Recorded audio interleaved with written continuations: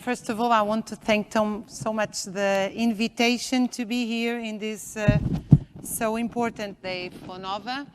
My name is Raquel Varela. I'm a specialist on history, on social history, and particularly on global labor history. Our group, our research group, and our Observatory for Living and Working Conditions, we are mainly focused on labor, although for us, labor, we see it as a centrality and has a totality. So half of our researchers are not historians, they are sociologists, they are anthropologists, they are physicians. We have several physicians from Nova and from other hospitals working with us. We have specialists on law. We have specialists on social service. So it's a group that from the beginning is focused on interdisciplinarity. Our group is focused mainly on four aims of the ONU United Nations agenda, which is education, health, labor conditions, and inequalities. I will focus here on the question of social inequality, which is nowadays one of the main subjects. And it is one of the main subjects because in the last 100 years, we are living the moment where inequality is bigger than ever. So poverty was bigger 100 years ago, but inequality is bigger now. Poverty is one of the sources of inequality, but there are other sources of inequality. I shall debate here with you and raise some hypotheses where we can have a role as a university, a role as scientists, both to understand it and both, of course, to help to change it in, of course, a better way. So Portugal particularly is among 20 countries on the OCDE, the most unequal country. And as you know, today in a world scale, 26 persons, 26, have the same amount of income as 3.8 billion persons. So it's more than half of the population. That's why the question of poverty and the question of inequality are today key questions. I also shall say that inequality, equality is not the same as lack of differences. It's very important to say this because we believe as scientists that when we have more equality, we have more capacity to be different. So that's why the concept, philosophically and historically, the concept of equality has to merge, has to be, not to merge, but to be side by side with the concept of liberty. In primitive societies, was very common that someone that couldn't hunt because he was hurt was, at the beginning, was put it in a very privileged way. Instead of being abandoned because he could not feed himself and he could not hunt for the other parts of the community, he would be put it as a proto-physician, a proto-intellectual, as a shaman at the beginning. So we, the primitive societies, look to the most fragile parts of their community and use it as one of the strongest parts. The person that could not hunt, but had time to learn and had time to teach. This is one example of how we can deal with inequality in order to respect and even use the differences in favor of communities, which is for us very important. This little story I told you also helps us to understand that social inequality is not the same as natural inequality. It's more difficult to lead with natural inequalities, but even the primitive societies had wonderful ideas to do it. How can we not do it today? It's, of course, a question we should also ask ourselves. What we can do as scientists in a highly complex, urban, developed societies as we are nowadays? Well, first of all, we can help to understand the reality with using critical reason, using objective analysis of the society. This is much more difficult than it looks like. That's why we have so many debates. And that's why politicians so frequently use figures in an improper way. I should give you an example I brought today for our small but very important, I hope, for the Nova presentation. We have a world debate on demography in our societies. The idea is that societies in Western countries, in core countries, are getting old. As they are getting old, we don't have enough babies, enough children, and we have a problem of sustainability of social security. This is not, for example, our approach. Our approach is based on labor relations and productivity of labor. This means that my grandmother, she was she was not a poor peasant, but she was a peasant. And as all the peasants in Portugal in the 60s, she used to not have machines because the intensification of production in agriculture is in the 60s, of course. Nowadays, nobody works with this. Of course, we work with the very developed machines, and we are not even speaking of the new and already ongoing so-called revolution of 4.0, automation, etc. So the productivity in Portugal has raised something like 500% in the last 40 years. So our question as scientists should be, if we had social security systems they were designing in the 70s as universal social security systems after the 25th of April revolution, and they were sustainable, how they are not sustainable now with 500% more productivity. Of course, that our hypothesis is that we have a real problem of labor relations and a problem of qualification and a problem of education. That's why also we have specialists on education in our group.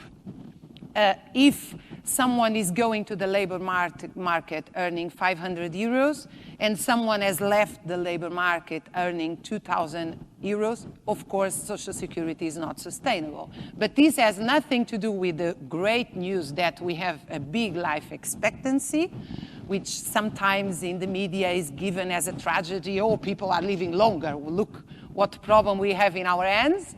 This has to do with the problem of labor relations. But it's very simple to say we have a problem of labor relations. We have to go deeper to understand what is these labor relations. That's why we try to do.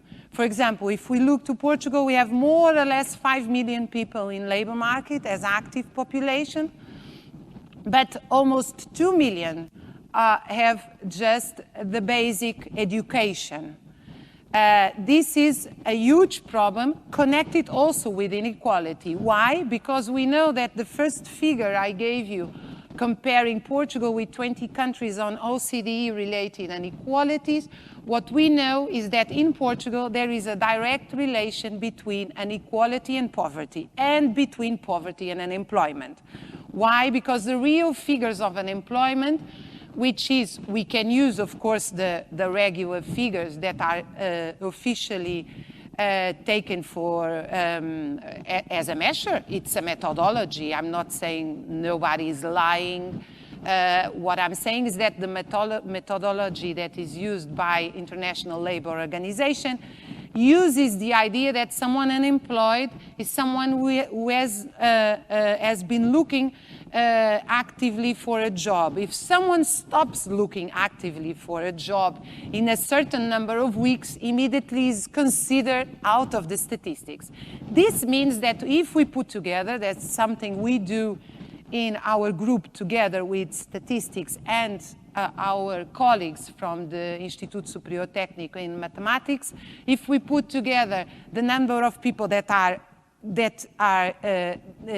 don't have anymore the courage to look for a job because they are depressed, because they have given up.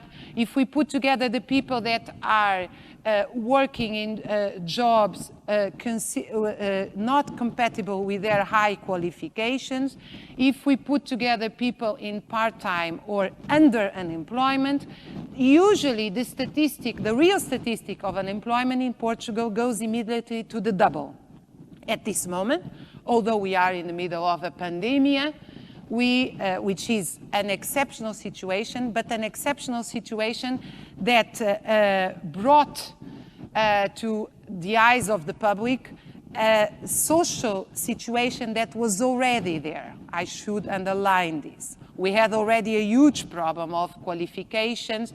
We had already a huge problem of access to the National Health Service, because before the pandemic, Portugal was already one of the countries that used more the money of the families to have access to health care. We had already a problem in the organizations of the school, of schools, and a problem of the labor force is getting old in the public services, namely. So all these things that now appear in a very catastrophic way because we were put it in a very exceptional way were there before. I probably almost ending my time, which I ask sorry for this. So when we want to look to the question of inequality, we want to raise questions that can give us, as far as we can, a more realistic and total picture of the question of inequality. So we start on labor market. We want to understand who is employed and who is not. We want to understand the income. The income is very important to understand equalities and inequalities, not just because you have access to health care or to a better education or not. But for example, the income is one of the explanations of the sustainability of the welfare state. In a country as Portugal, but also in Europe, welfare state plays a key role on the question of poverty and on the question of social inequalities. So for you to have an idea, in Portugal officially, and the measure of statistics of poverty is very low. So in our opinion, there are more people poor than what statistics shows. I cannot develop this now. But in official statistics, Portugal has 47% of people poor, according to United Nations figure. After the social transferences of social assistance, this number goes to 18%, from 47 to 18%. This means that the welfare state is absolutely essential to understand the Portuguese society. There is no such thing. So, for example, when we look to the level of wages, the official minimum wage is around 600 euros, but the real minimum wage to survive in Porto or Lisbon is around 1,000 euros. You cannot understand these wages without understanding that there is a huge number of programs of social assistance that are able to compensate these very low wages. This is another thing we analyze.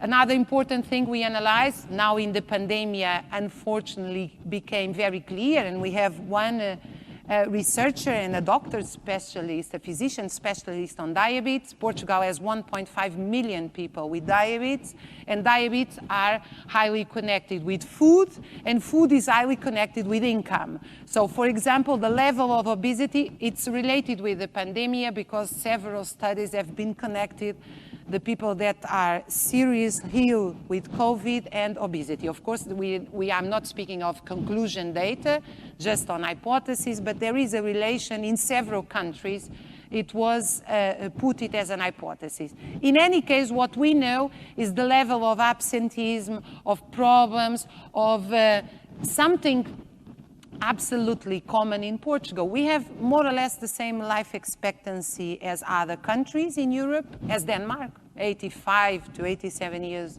in Denmark. I'm not sure it's 2 years or something like that different. But the life expectancy with health in Portugal is 15 years less. In order you be put it in life expectancy with health methodology, you need to be incapable. This means that most of the workers in Portugal have to go to pre-retirement systems before they end or before they go to retirement, because they are either physically or mental or with mental problems connected with poverty. Just to end my my approach to the question of obesity, we know that the obesity in low-income families raises to 40%. And this is a world figure. Portugal, unfortunately, is also on these figures, but this is, unfortunately, a situation of Western countries that we analyze as well.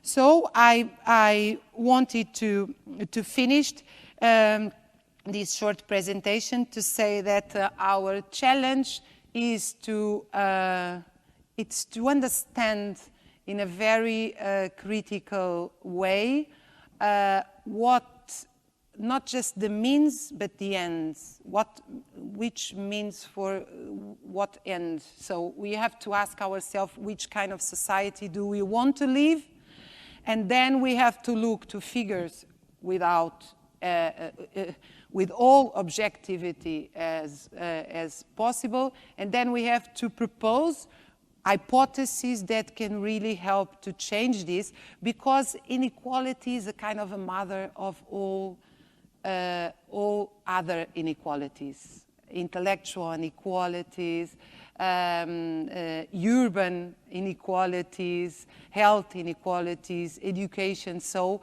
if we look to this point, we can really help society in a better way, and I hope our university, and I'm sure we'll have a role on this. Thank you very much.